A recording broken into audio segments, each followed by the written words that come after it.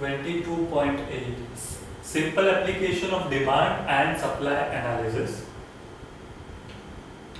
Determination of equilibrium price finds many applications in a daily life and has implications for formulation of policies by the government. For example, formation of policies regarding floor price and ceiling price can be explained with the help of equilibrium price. ठीक है, एक floor price और ceiling price can be explained with the help of equilibrium price. अब first देखते हैं ceiling price क्या है. When the price prevailing in the market is too high and is affecting the interest of the consumers adversely, the government has to take step in and decide ceiling price. ठीक है, जब market में prices चल रहे हैं वो बहुत ज्यादा अगर हाई है तो गवर्नमेंट क्या करती है कि कुछ स्टेप्स लेती है to decide the ceiling price. Ceiling price decide करती है.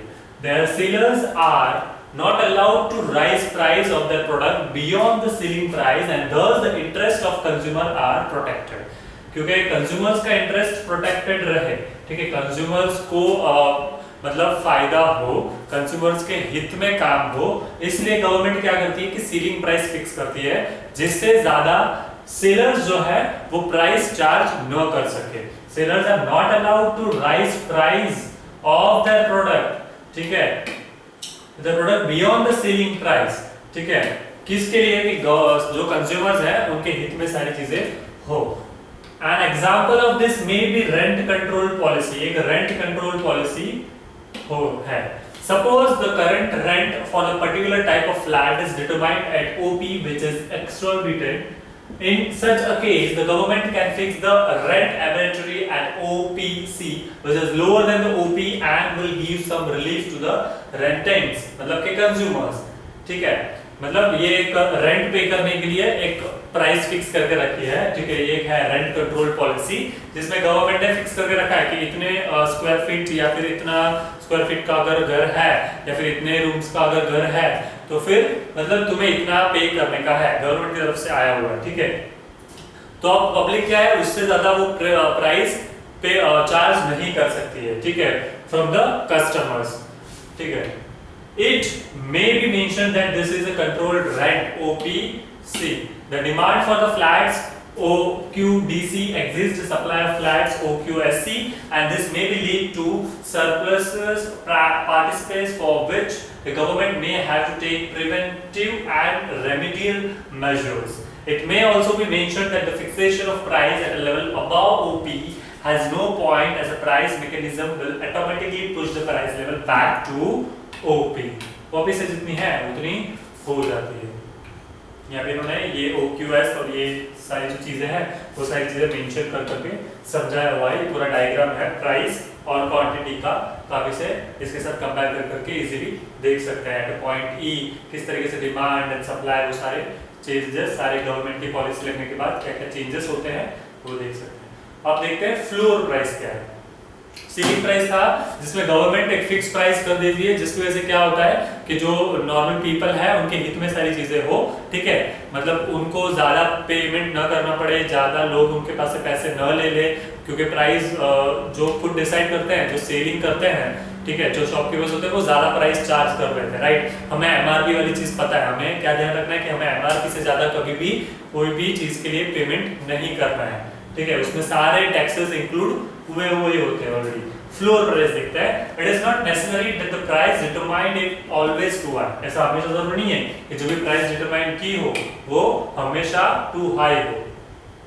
Sometimes it may be too low also. It may happen especially in the markets with expensive supply of something.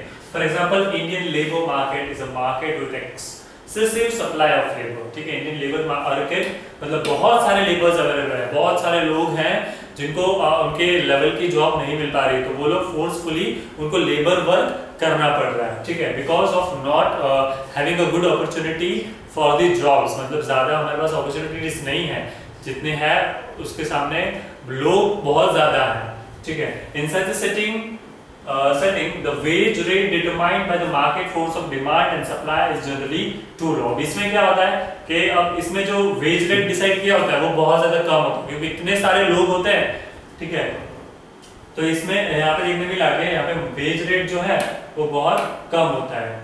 Specially in the market for unskilled labour. Unskilled labour जो होते हैं मतलब जो skilled नहीं होते, जिनको ज्यादा हर एक चीज का नॉलेज नहीं होता है, उनके काम का वर्क नॉलेज नहीं होता है, इसलिए अनस्किल्ड जो लेबर होते हैं वो।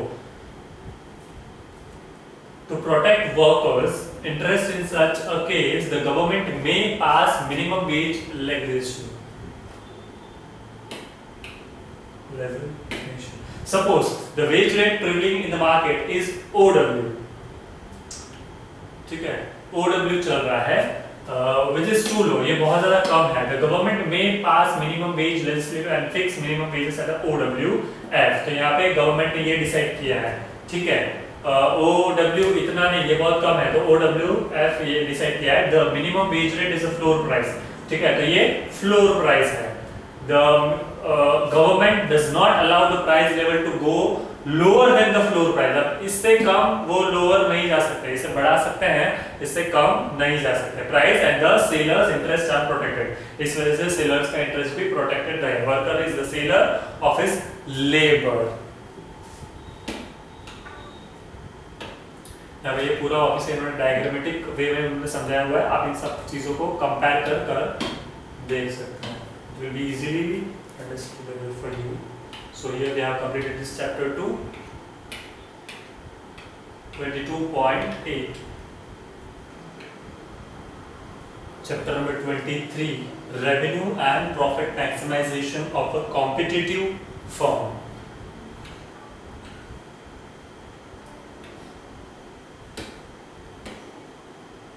Every producer firm wants to get money by selling the product it has produced. ठीक है, हर एक जो भी प्रोड्यूसर होता है वो उनका मोटिव क्या होता है, किसी न किसी तरीके से मतलब उनका जो प्रोडक्ट उन्होंने प्रोड्यूस किया है उसे वो सेल करे और उसमें से कुछ न कुछ वो लोग अर्न करें.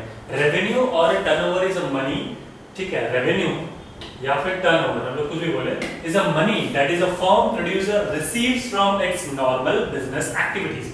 नॉर्मल बिजनेस एक्टिविटीज कर जो वो रिसीव करता है उसे रेवेन्यू या टर्नओवर इसे हम लोग यूजुअली कहते हैं. Usually from the sale of goods and services to the customers. The firm wants to recover its cost of production from the revenue it earns.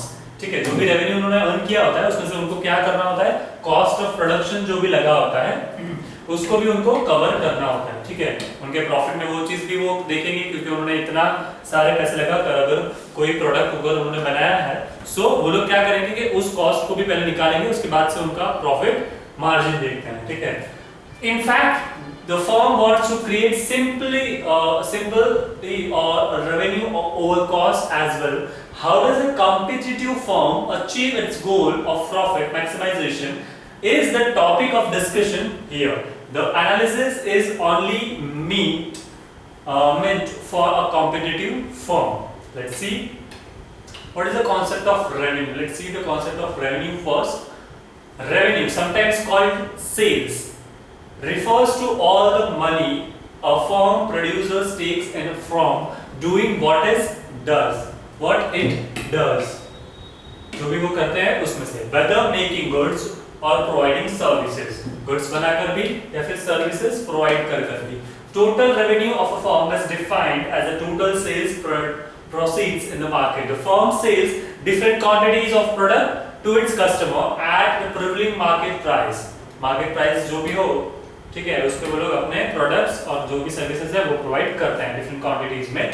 So the total revenue can be calculated by the multiplying price with the quantity. ठीक है, total revenue can be calculated by multiplying the price with the quantity. Symbolically TR is equals to PX Q. TR is equals to total revenue, P for price and Q for quantity. P into Q इस तरीके से. ठीक है, so average revenue AR. What is AR? तो it's average revenue. अब AR का भी इन्होंने बता रखा है. AR is equals to TR upon Q. So TR is equals to P into X, P into Q, and AR is equals to P into Q upon Q. AR is equals to P. ये अलग अलग तरीके से दे रखा है, example की तरह बताया था. और एक AR is equals to P भी हो सकता है. Average revenue is also known as a price. is also known as price of the product. In other words, AR is the revenue per unit of the product sold by the firm. Per unit of the product sold by the firm. अब marginal revenue देखते हैं. हमने AR देखा, ठीक है. Average revenue, here is MR, marginal revenue is defined as the increase in the total revenue due to the extra unit. किसी extra unit की वजह से marginal revenue बढ़ता है, total revenue बढ़ता है, ठीक है. तो वो क्या होता है? marginal revenue. The commodity sold by the firm in the market, in other words, MR is addition to TR as a result of addition unit of goods sold. Additional unit जो sold करते हैं उसमें से, ठीक है. Symbolically, MR is equals to triangle TR upon Q, where triangle stands for change in, ठीक है. Under perfect competition, हम लोग ये चैप्टर 12 जो हमने रिफर किया forms of market, the price of the product is given as a product is homogeneous, so that the TR of the firm can increase or decrease depending on the quantity it sell. TR क्या होता है? TR जो है वो increase decrease हो सकता है किसके बेसिस पे? जो भी quantity उन्होंने सेल की हो, quantity it sells. If the quantity decreases, TR will decrease, and if quantity increases, TR will increase. अगर TR कैसा है कि अगर quantity जो है वो अगर decrease होती है तो TR क्या होगा? Decrease होगा. अगर क्वांटिटी इंक्रीज होती है तो टीआर क्या होगा? इंक्रीज होगा. See the table below. Let's see. Price, quantity, TR, MR and AR. ठीक है. Let's see. Price 10 है, quantity 0, यहाँ पे TR भी जो है 0, MR भी 0, AR भी 0. अब वहाँ पे प्राइस रुपीज से 10 है, क्वांटिटी बढ़ती है 1, तो TR सेम था 10, MR भी वही रहा, AR भी वही रहा. प्राइस 10, क्वांटिटी बढ़ी 2 हुआ, तो उसके साथ टीआर भी बढ़ा 20 हो गया. यहाँ पे ये दोनों सेम है. क्वांटिटी फिर बढ़ती है 3 होती है और यहाँ पे टीआर बढ़ता है 30. क्वांटिटी 4 हुई, टीआर बढ़ेगा 40, पर बाकी सारी चीजें एमआर एआर दोनों सेम है, ठीक है. Let's see.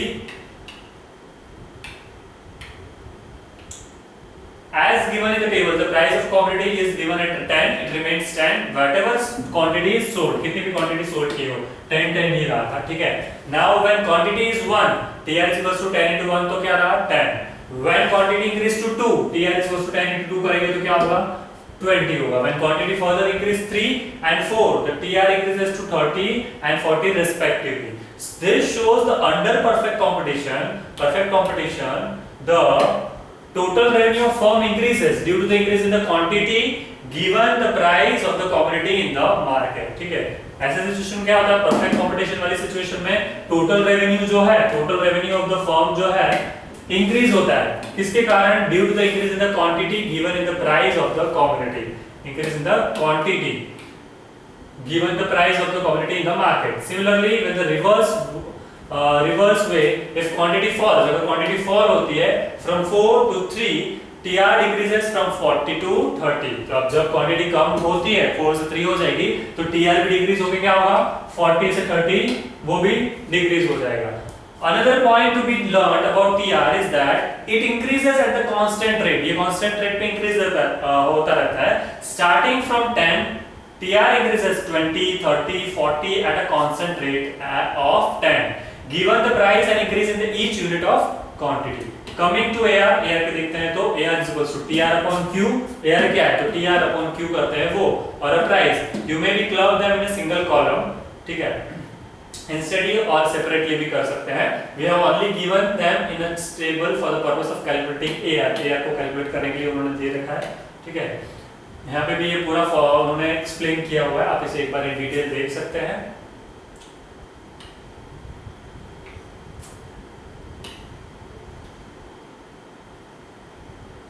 Relationship between AR, MR and TR. AR, MR and TR का हम लोग एक डिटेल देखते हैं कि कैसा इंटरलिंक्ड एक दूसरे से जुड़े हुए हैं.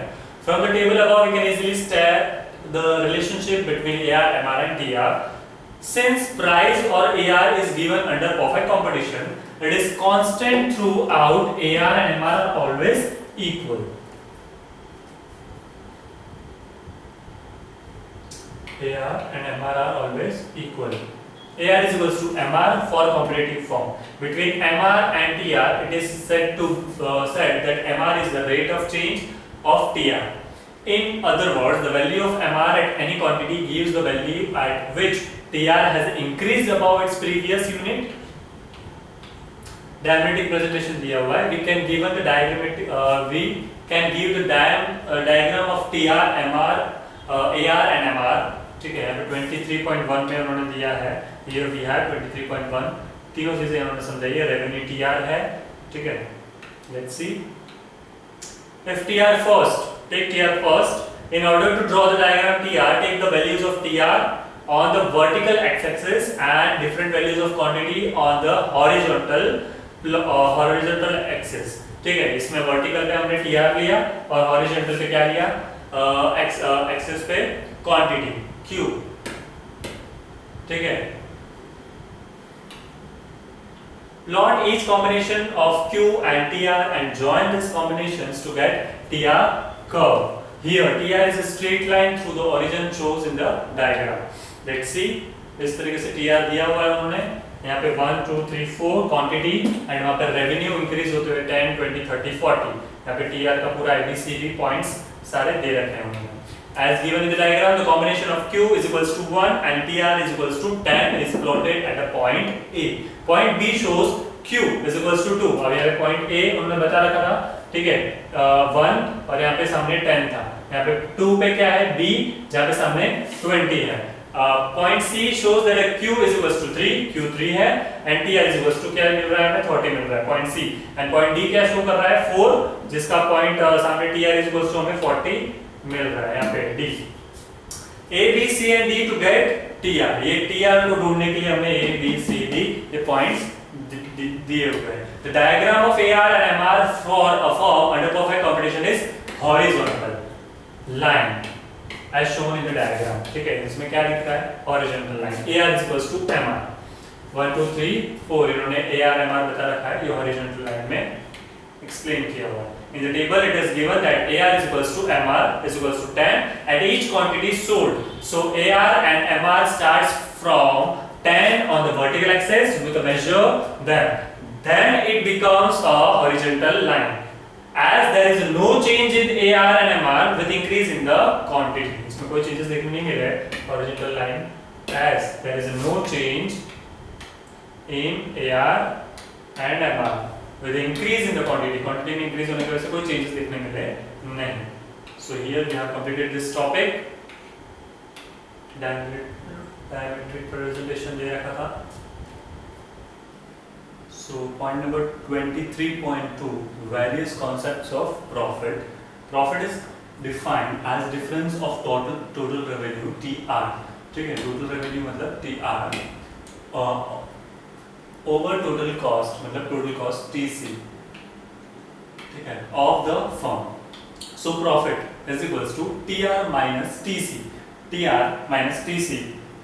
So profit निकलता है. ठीक है. Economics often distinguish between supernormal profit and normal profit. Supernormal profit is defined as a surplus of total. ठीक है, surplus of total. किसको बोलते हैं supernormal profit? Supernormal profit is a surplus of total revenue over total cost. Total revenue over total cost. This means total revenue is greater than total cost. इसका मतलब ये होता है कि total revenue जो है वो greater है than total cost. Total cost से ज़्यादा. In order words, in the difference between total revenue and total cost is positive or greater than 0, then we can say that the firm is earning supernormal profits. अब कब एक तो वो positive हो और एक तो greater than 0 हो, तब हम लोग बोल सकते हैं firm is earning super normal profit. Example दिया हमने. Firm sells 5 units of a good at a price 10 की प्राइस पे 5 यूनिट्स को बेचते हैं. 5 यूनिट्स पर firm sells 5 units of rupees good at price of 10. Its total cost of production is 40. Total cost of production कितना हो रहा है? 40 हो रहा है. Does supernormal profit exist and how much? अगर exist हो रहा है तो कितना? ठीक है, तो हम लोग क्या लिखेंगे? TR is equals to 5 into 10. ठीक है, इज इक्वल्स टू 50 आया हमारे पास और टीसी हमारा होगा 40, ठीक है, हमारा टीसी है टोटल कॉस्ट 40, तो TC T R minus TC करेंगे 40 माइनस 50 माइनस 40 करेंगे तो 10 आएगा। Here since 10 is greater than 0, TR minus TC is positive, there is a supernormal profit which is equal to 10. If we want to find out whether supernormal profit exists at each unit of output or at each quantity of output, then we must compare revenue cost at each quantity. You know that revenue per unit of good is called average revenue. उसको revenue जो निकलता है, revenue per unit of a good is called average revenue AR. Similarly, cost per unit of a good is called average cost AC. If AR minus AC is positive or AR is greater than AC, then there will be supernormal profit. You will use price instead of AR. ठीक है, price की जगह हम लोग क्या use करेंगे? AR. Average cost. AC यहाँ पे AC हमने देखा, ठीक है, उस हिसाब से यहाँ पे AR is greater than AC, ठीक है, वो भी हमने देखा, then there will be a supernormal profit. तो क्या होगा वहाँ पे? Supernormal profit. That is greater than AC. जब ऐसा हो तब वो होगा supernormal profit. अब एक होता है नॉर्मल प्रॉफिट। अब वो क्या होता है? When total revenue equals to total cost, the difference between the becomes zero. Difference क्या होता है? Zero होता है। Such a situation is called normal profit or a zero profit. उस सिचुएशन को बोलते हैं normal profit बोल सकते हैं, फिर zero profit बोल सकते हैं। So normal profit means TR minus TC is equals to zero और TR is equals to zero। या तो फिर वो zero होना चाहिए या तो फिर वो is equals to होना चाहिए। मतलब दोनों सेम होना चाहिए, इक्वल होना चाहिए। मतलब TR equals to TC. This also means that AR or P equals to AC if we divide quantity, example TR upon Q is equals to TC upon Q, ऐसा करके, और फिर AR is equals to AC. Loss होता है when the firm's total cost exceeds total revenue, example TC is greater than TR, the firm incurs loss. In other words, loss of the firm implies that its TR is less than TC. At the unit level, loss means AR or P is less than AC. और तो यहाँ पे क्या होगा? AR is less than AC. ठीक है? In a situation of loss, the firm is not able to recover its cost of production after selling the product. ऐसी situation में क्या होता है? Loss वाली situation में the firm is not able to recover. Firm क्या होती है? एबल नहीं होती रिकवर करे कॉस्ट ऑफ प्रोडक्शन को after selling the products. Let's move here we have 23.3 profit maximisation of a competitive firm. A major objective of firm is to maximise profit. कोई भी firm का ऑब्जेक्टिव रहेगा to maximise the profit. To attain this, we can explain two different approaches, TR and TC approach and MR and MC approach. Let's start with TR and TC approach. As we know that profit is the difference between total revenue and total cost. Profit क्या है? Is a difference किसके बीच का? Total revenue and total cost. Profit maximization through this approach states that the firm should produce that quantity of output at which difference between total revenue and total cost is the maximum. ठीक है, इस तरीके से quantity को produce करो, product को produce करो firm को, कि जिससे क्या होगा? जिससे difference between total revenue and total cost क्या हो जाए? मैक्सिमम रहे, is maximum.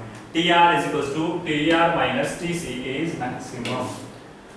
This can be explained by using the following table.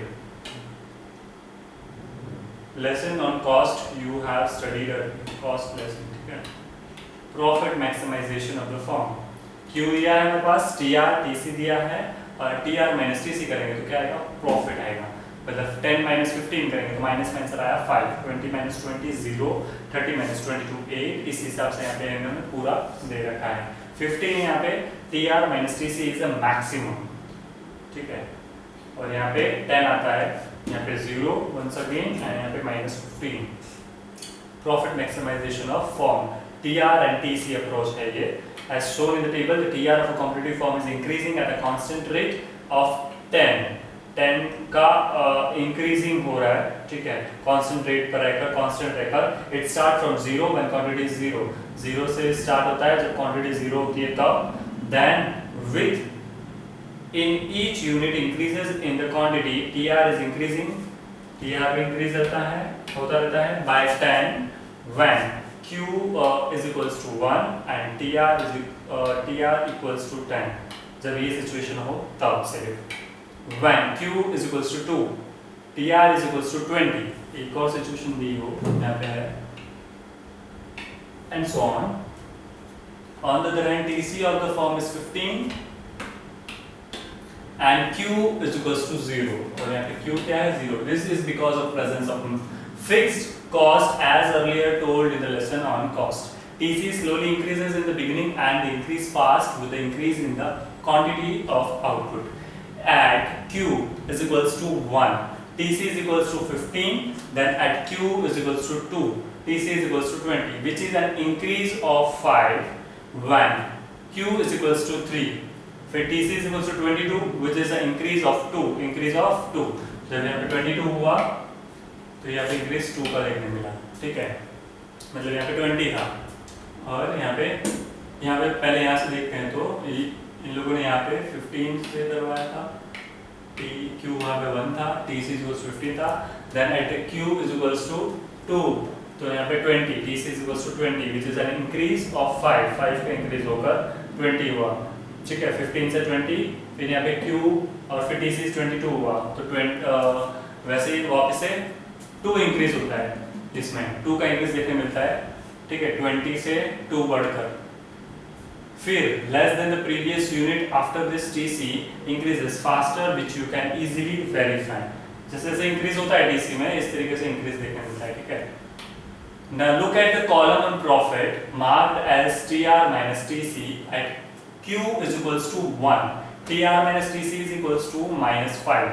This means there is a loss at the level of output because TC is greater than TR.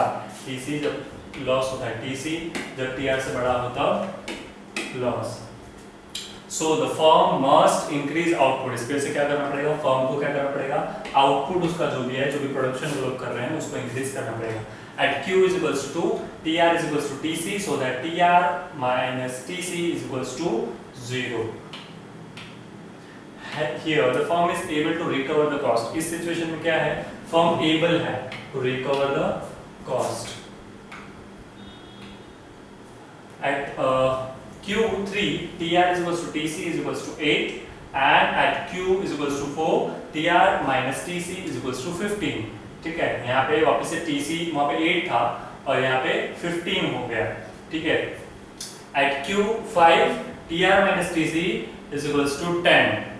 Which has fallen from previous level of 15, अब 15 से कम होकर 10. At Q is equals to 6, TR minus TC falls to 0, अब direct 0 रहता है. And then at Q is equals to 7, Q क्या रहता है? 7 आ जाता है. TR minus TC is again negative, फिर वापस से again negative हो गया at 15 indicating loss. तो 15 का है तो क्या indicate हो रहा है? ये loss में आ रहा है, ठीक है. फिर from this it is clear that Q is equals to 4. Q हमें वापस से 4 मिला जो हमने स्टार्टिंग किससे किया था? Q यहाँ पे where was it? This means that the loss of level the firm must increase output at Q2, ठीक है. यहाँ पे Q1, Q2 और यहाँ पे हमने लास्ट आ रहा है Q4 unit. So the firm must produce 4 units of maximum profit because here is the difference between TR and TC is maximum. TR and TC maximum, ठीक है. तो फर्म को क्या करना पड़ेगा? प्रोड्यूस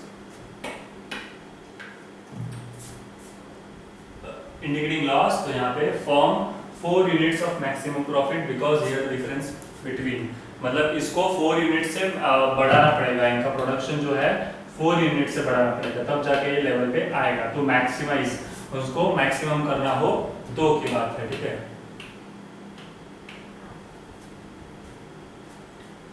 इन्होंने डायग्रामेटिक प्रेजेंटेशन भी दे रखा है.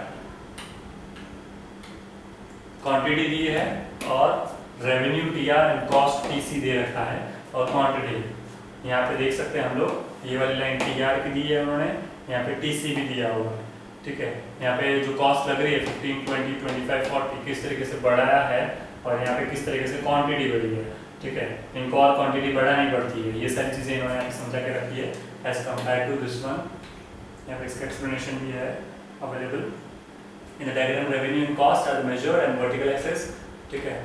The TC curve stands from 15 on vertical axis and increase like an inverse as shape curve as shown in the lesson on cost. From quantity 0 to 1, there is a loss of TC is less greater than TR. Here at Q2, यहाँ पे सारी चीजें समझा रखी है Q2। आप ये सारी चीजें इसके साथ कंपेयर कर सकते हैं और ये इजीली आपको ये समझ में आ जाएगा because we have with the diagram, ठीक है। Estimate कर सकते हैं profit of the firm according to this method. The profit of the firm can be estimated by calculating managerial revenue, marginal revenue. It is a change in the total revenues by the saving of addition unit and output. The marginal cost, ठीक है, it is the addition to the total cost. Marginal cost क्या? Addition to the total cost and total variable cost by producing additional unit of the output. At difficult levels of output, the profit of the firm will be maximum at the level of output, which MC is equal to MR. यहाँ पे MC is equals to MR होता है, ठीक है। MC is equals to MR equals to MR, MR minus MC is equals to 0, या फिर ऐसे भी हो सकता है, दो तरीके से हो, ठीक है। यहाँ पे इन्होंने बताया हुआ है MR and MC equality approach to form equilibrium is based on two conditions. एक तो first order necessary condition, the firm is MC must be equal to its MR.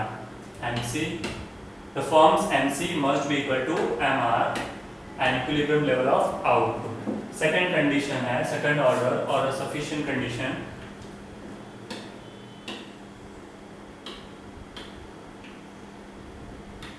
At the equilibrium level of output, the MC should be using. Example, the MC curve should have a positive slope. MC curve को क्या होना चाहिए? Should have positive slopes. Positive slope ही होना चाहिए. MC curve intersects MR curve from below.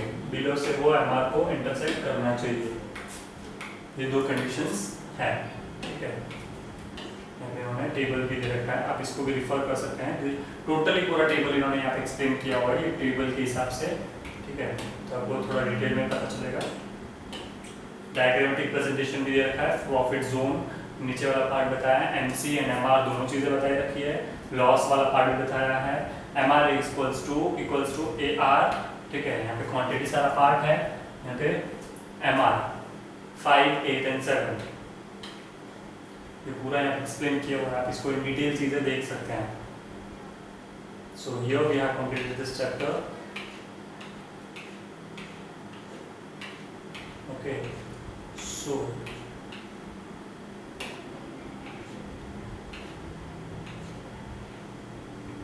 TR and TC, profit maximization of competitive firms, जो competitive firms होते हैं उस रिलेटेड था, ठीक है। To different the major objectives of firm to maximise profit, हमने TR एंड TC अप्रोच देखा and MR and MC approach देखा। अब इसे वो डायग्राम्स के साथ कंपेयर करके आप एक बार देखोगे तो एक क्लियर थोड़ा आइडिया आएगा, ठीक है।